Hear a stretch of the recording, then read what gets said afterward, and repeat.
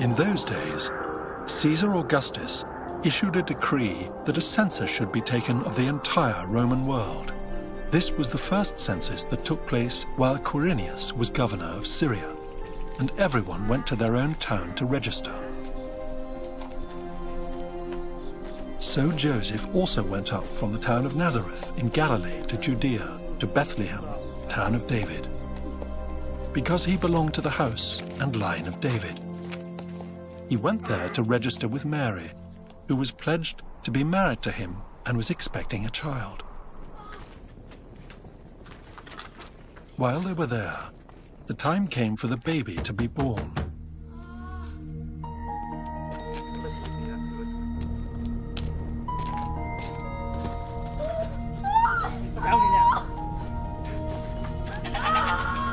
And she gave birth to her firstborn, a son.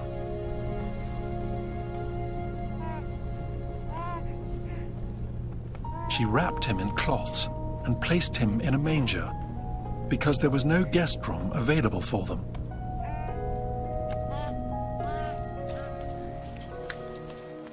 And there were shepherds living out in the fields nearby, keeping watch over their flocks at night. An angel of the Lord appeared to them, and the glory of the Lord shone around them, and they were terrified. But the angel said to them, "Do not be afraid. I bring you good news that will cause great joy for all the people. Today in the town of David, a Savior has been born to you. He is the Messiah, the Lord. This will be a sign to you. You will find a baby wrapped in cloths and lying in a manger." Suddenly, a great company of the heavenly host appeared with the angel, praising God and saying, "Glory to God in the highest heaven, and on earth peace to those on whom his favor rests."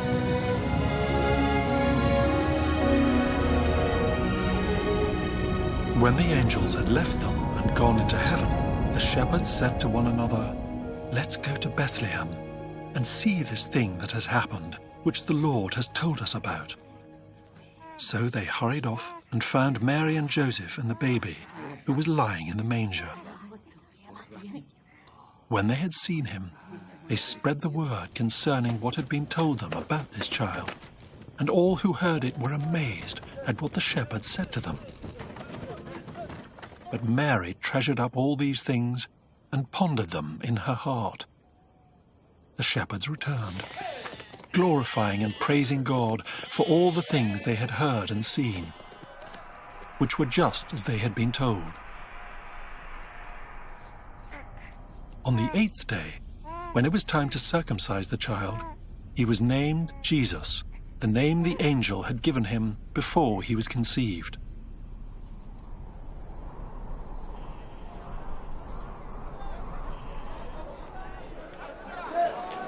When the time came for the purification rites required by the law of Moses, Joseph and Mary took him to Jerusalem to present him to the Lord. As it is written in the law of the Lord, every firstborn male is to be consecrated to the Lord, and to offer a sacrifice in keeping with what is said in the law of the Lord: a pair of doves or 2 young pigeons. Now there was a man in Jerusalem called Simeon, who was righteous and devout. He was waiting for the consolation of Israel, and the Holy Spirit was on him. It had been revealed to him by the Holy Spirit that he would not die before he had seen the Lord's Messiah. Moved by the Spirit, he went into the temple courts.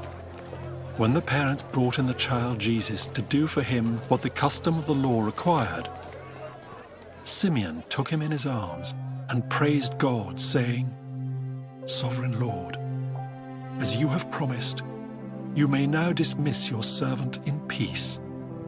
For my eyes have seen your salvation, which you have prepared in the sight of all nations, a light for revelation to the Gentiles, and the glory of your people Israel." The child's father and mother marveled at what was said about him. Then Simeon blessed them and said to Mary, his mother, "This child is destined to cause the falling and rising of many in Israel, and to be a sign that will be spoken against, so that the thoughts of many hearts will be revealed, and a sword will pierce your own soul too." There was also a prophet, Anna, the daughter of Penuel, of the tribe of Asher. She was very old. She had lived with her husband 7 years after her marriage, and then was a widow until she was 84. She never left the temple, but worshipped night and day, fasting and praying. Coming up to them at that very moment, she gave thanks to God and spoke about the child to all who were looking forward to the redemption of Jerusalem. When Joseph and Mary had done everything required by the law of the Lord, they returned to Galilee, to their own town of Nazareth. And the child grew and became strong. He was filled with wisdom, and the grace of God was on him.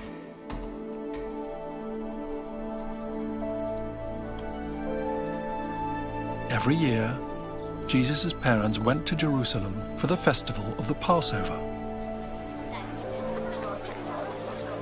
When he was 12 years old, they went up to the festival according to the custom. After the festival was over, while his parents were returning home, the boy Jesus stayed behind in Jerusalem. But they were unaware of it.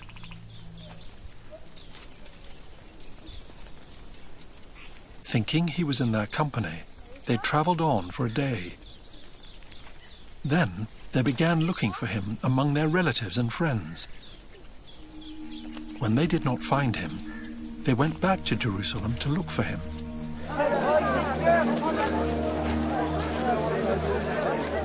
After 3 days, they found him in the temple courts, sitting among the teachers, listening to them and asking them questions.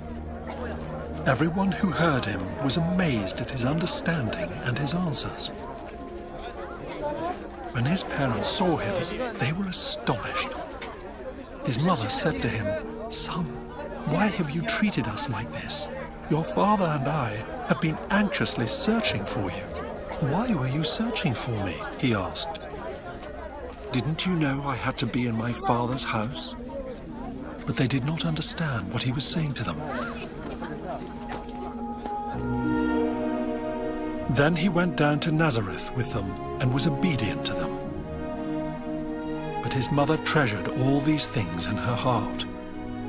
And Jesus grew in wisdom and stature and in favor with God and man.